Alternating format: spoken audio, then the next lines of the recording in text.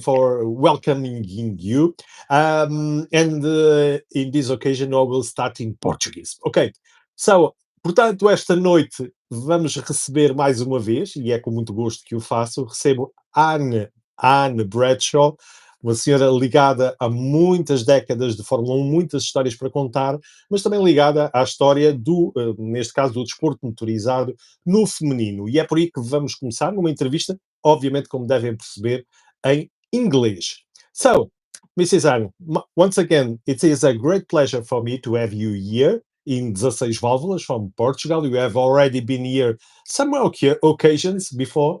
And if you allow me to start with one of our themes that we are going to talk, I would like to talk about the women in motorsport. This is my first choice, and I would like to know something about it because, as we have already seen, Anne was directly connected in the first years, as to say, to W Series, Women's Series. Now it's completely different, your connection.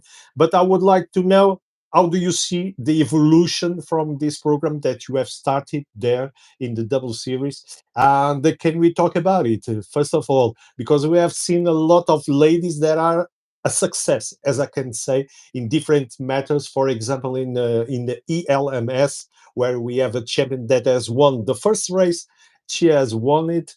But let me hear from you, Mrs. Han. Welcome. Well, thank you very much indeed. Very nice to see you again.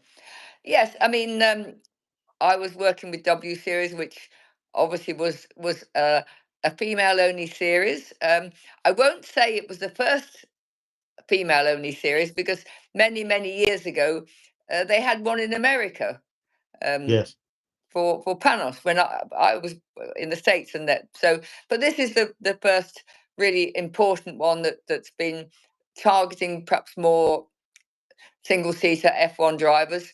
It it's one of those things that I think that there should be no problem with women racing against men, beating them, being their equal. But for some reason, the women have not been given the opportunities. There are many suggestions of why that is, but it was necessary to come up. A lot of people said, "Oh, they shouldn't have a separate series," but I think it was necessary so that we could give people like Jamie Chadwick, Abby Pulling, who are both, Jamie has gone on now, won 2 races in ELMS. She was racing in the States as well. Abby Pulling won obviously the second F1 Academy series, and I think it was just necessary to give them the publicity. I think it's great that the F1 teams are engaged in it and are actively promoting their drivers who are racing in their colours in F1 Academy. It's a shame that we have to do it this way because we'd love to see a female just come and beat the men and do it the way we had many years ago, Lella Lombardi. And we have had some good female drivers, Davina Galitza, people like that who have been very successful, but for some reason that they haven't, had the support. Perhaps if you're a sponsor, you think, well, it's better to support a man because they're more likely to succeed because so few women have. But I think things are changing. Things are changing in every area regarding women and what they can do. And I think I've definitely seen over the last few years in motorsport, if you're watching it on television, you see a lot more women working on cars, not only just engineers and strategists, but also mechanics. Okay. Yes, and that's it. I think engineers. And you look and we now have I think Ocon has a first female engineer in F1. Right. And I think it's great, and I think that and Hannah at Red Bull, she is a key major figure. The strategist, and obviously we Yes. had Bernie Collins, Yes. who was an Aston Martin. So yeah, those women are coming up, and I think it's very good, and they're proved that they are. I won't say that they, that they're there to beat the men, but they can work alongside the men and the same jobs. obviously. And what Perhaps about they're this F1 Academy this year? Because we have not seen the same names, but at the moment there's one new lady that is in leading position, right? In the F1 Academy. yeah. Well, obviously, you hope that each year that the winner will go on to do other things and become sort of successful in motorsport in general, because obviously the F1 Academy, their cars are not that powerful, and Mhm. obviously I would love to see one of those girls go on to F3, international F3, but I think they need another rung because of the difference in the cars. But I think that we're getting there. People are more willing to give female drivers a chance. As you say, you're seeing people like Jamie is in a very very top team in ELMS and winning.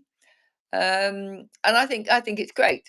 Just I have to be honest and say, when I worked in the sport, that we did PR or we did hospitality, there were no women even suggested as a mechanic or anything like that. It wasn't even a something that a young girl at school would even think of Dream saying. of. But I Mhm. think that this has changed in every area, in every sport, that and everything technical, that it's changed very much so, and it's been accepted, and women don't have to fight to prove that they can do it. It's now just part of our sport, that if a man can do it, a woman can do it.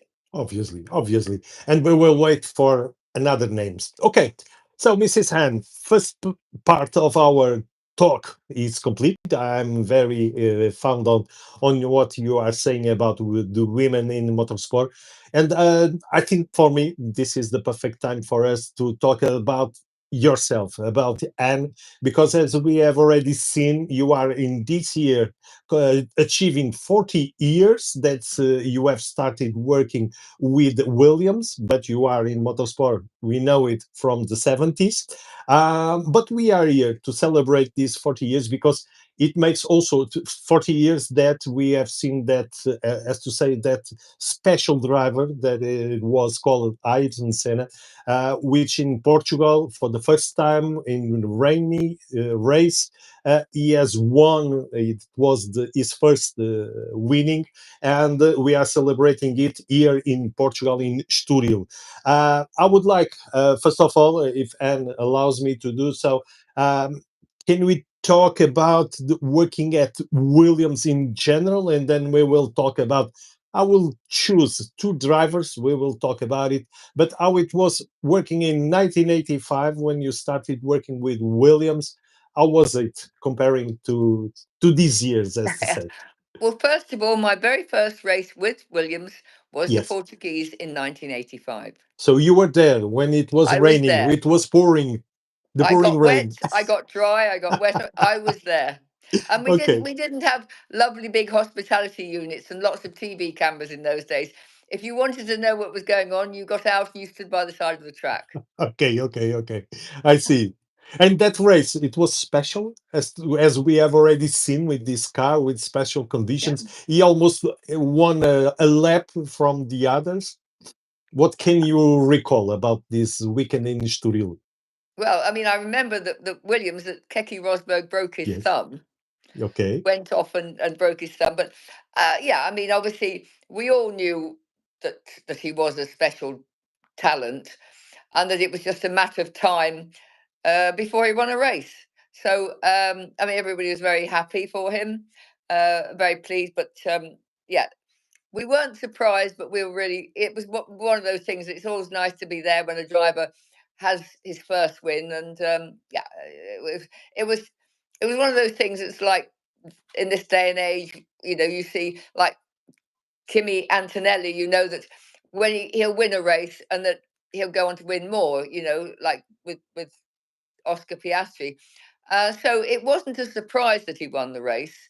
because he was an outstanding talent, which we'd seen not just in F1 but in F3. He'd shown that, and obviously he'd raced here in Europe, obviously a lot in the UK. So we knew him well, we knew about him, and we knew what he was capable of. And that was his, because he kept getting pole positions but hadn't won a race. So I think there was a lot of frustration saying, God, come on, it's all very well getting a pole position, you've got to win a race. And he won the race, and it was quite obvious that wasn't going to be the last race he won.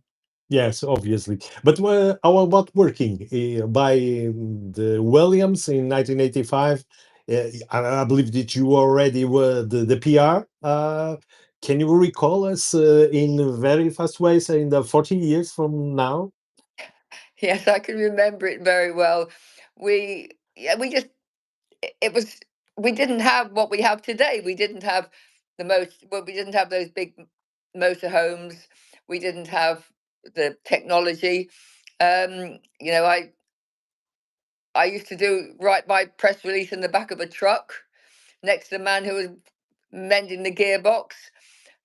We had a very small motorhome, a Winnebago. All the teams had a Winnebago, which was just a very small motorhome that a couple used to drive around Europe to the races and sleep in it, and then make us sandwiches.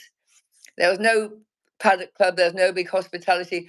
It was all very basic, and there weren't. I was the press officer. There wasn't a Yes. whole group behind me, because we didn't have social media. We didn't have people creating content. There was me. There was a marketing person, and that was it.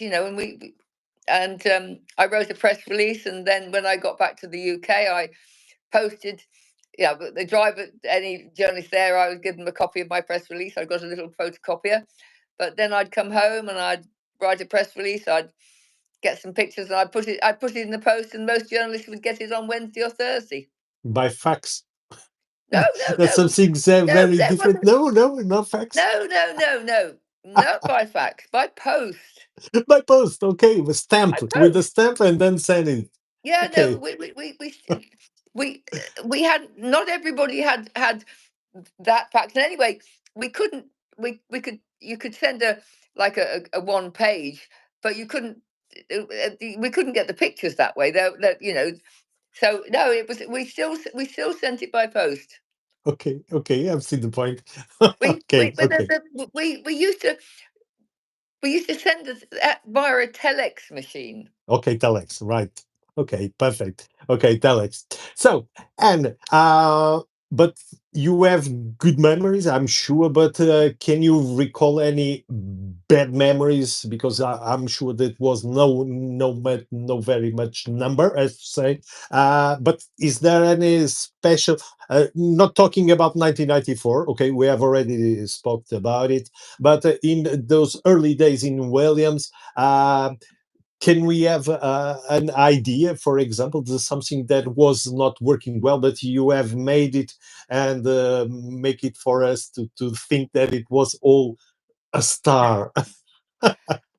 Well, we still had an engine that wasn't that reliable, because we had the Honda engine, which obviously went on to be amazing. But I remember it.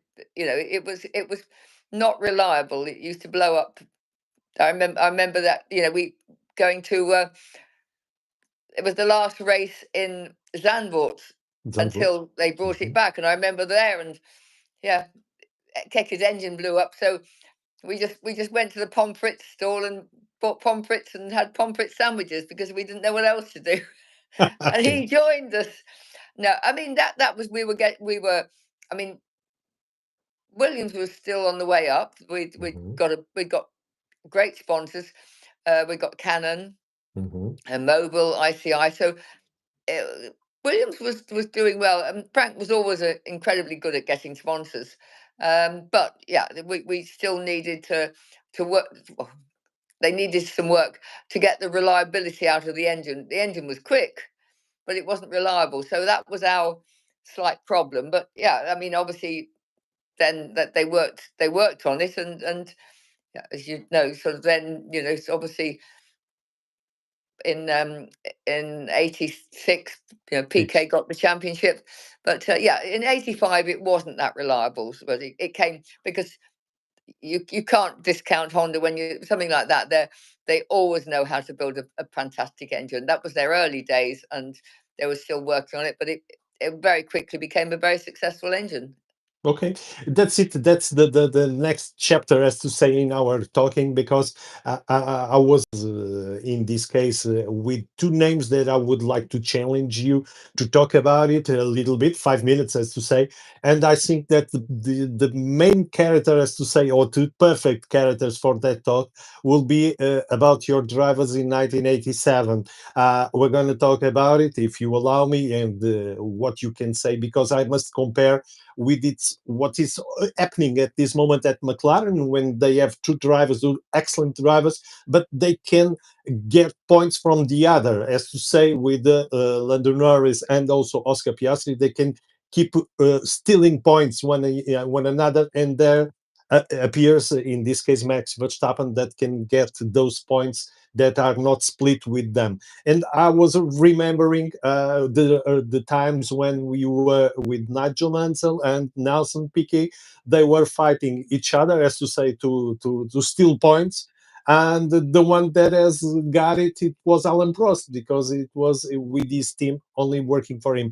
Can we talk a little bit, or can you talk a little bit about Nigel Mansell, Nelson Piquet, and those mega stars working at the same time at your team? I mean, they weren't really very fond of each other. They didn't really like each Okay, other. okay, okay, okay. So it's. I mean, we talk about drivers working together, sharing information. That wasn't something that particularly wanted to do. So we did have a few problems. Like there'd be, I don't know how to put it. Perhaps the drivers weren't always that honest about what they were doing when asked by the other side of the garage. Okay. And I think it was. I just think I think there was one particular time when Nelson's and there's his side of the garage told the one thing and did something else, and I'm fairly certain that was in Hungary, and yeah, it was pretty stressful. Nelson was a great, yeah, he liked playing tricks on people, but he also was very naughty, and he'd the things he would say, he would say to the media, just to wind the other drivers up. He'd say that Nigel Mansell's wife was ugly and that Ayrton Senna was gay and things like Yeah. that. But that was Nelson. Difficult He for was yourself, your position as a PR, by controlling it. What he was saying, it was a little bit difficult, as to say, Yeah. You couldn't difficult. you couldn't control him. You couldn't Okay, control him. okay, You just had to try and do the best you could. I mean, the only good thing is that in those days we didn't have the internet. We didn't have social media. okay. Nelson, I think he gave an interview. I'm fairly certain it was when he said those two things. It was a Brazilian magazine, um, and it would appear in Brazil, but it might be a week or 2 weeks later that Yeah, somebody's translated it and it gets into the UK, which it did eventually. But if somebody said that today, within 5 minutes it would be on everybody's websites, on Instagram, Facebook, X. But it wasn't the way then. You could give an interview in your own country in your own language, um, and it might not get reported, but that obviously did get reported, so it wasn't. But you're never gonna be able to go to really to get to Nelson and tell him off, because he wouldn't. I see, I see. But the next year it was sold only when Nigel Mansell had that accident at Suzuka, and then there was no fight between them, and Nelson was the champion. So Yeah. it was sold, as to say, in a rough way for this deciding it between them. But it was completely different. The characters, the personalities, the way from living. Nigel Mansell very as to say, more closing himself, and then Nelson is very extroverted. I mean, Nigel was a totally devoted family man. Okay. With this Absolutely. moustache? Yeah, with his mustache, very, very British. Um, his wife and his children. Yeah, Nigel was a real family man. I mean, he loved his family, and his family always came first. And you know, if people disrespected his family, that hurt him. Um, Nelson was a playboy. Uh, and we had a, shall we just say that there were a few different women around, Yes. and it sometimes yeah, sometimes there'd be one or two in the motorhome, and Nelson. I mean, I remember once he hid in the motorhome in Monaco, saying, "Oh no, tell them I'm not here." I said, "Well, they know you're here. They've been sitting here waiting." And there were two girlfriends and two children, and yeah. But Nelson was a playboy. Okay, Um, okay. but that was the way he led his life, and he had glamorous girlfriends, where Nigel just had a wife and children. So they had very different lives. You keep in touch with them, with Nigel, and also from Nelson, that is going to be a grandfather now with the Right. daughter from the Kelly, right? But he's already got the little boy. But I mean, I will see them every so often. But Mhm. I don't keep in touch with them the way perhaps I would say I keep in touch with people like Damon or Juan Pablo. Those I Okay. keep in touch with. We message each other. And Nigel, no? No, Nigel's. I mean, Nigel's also one of those people who is always very, very private, and he never liked anybody to have his phone number and that sort of thing. And he was always changing his number. And yeah, I mean, when I see him, it's nice. We talk, and I did a lot of interviews with a documentary they did about him when they, the his red 5 car and that. So, but no, I mean, I'll perhaps run across him at a race or something. We all say hello and how are you, but yeah, we don't keep in touch as yeah. Okay. Okay. And last item, as to say, in 2 minutes, what is your opinion about Formula One in 2025? Are you enjoying this show with those McLaren boys, with also Max and all the Ferraris fighting themselves? I think it's great. I mean, I have to say, I think Formula One, you know, I, I I don't look back and say it was better in our day. I just say every year is different, and I'm always looking forward to the next year. This year, it's great. I mean, obviously we've got some strong personalities out there and very good drivers. Um, Obviously, as a Brit, you want the Brits to win. Yes, indeed. But I think I mean, you look at the races. I mean, you can never discount Max Verstappen. Obviously.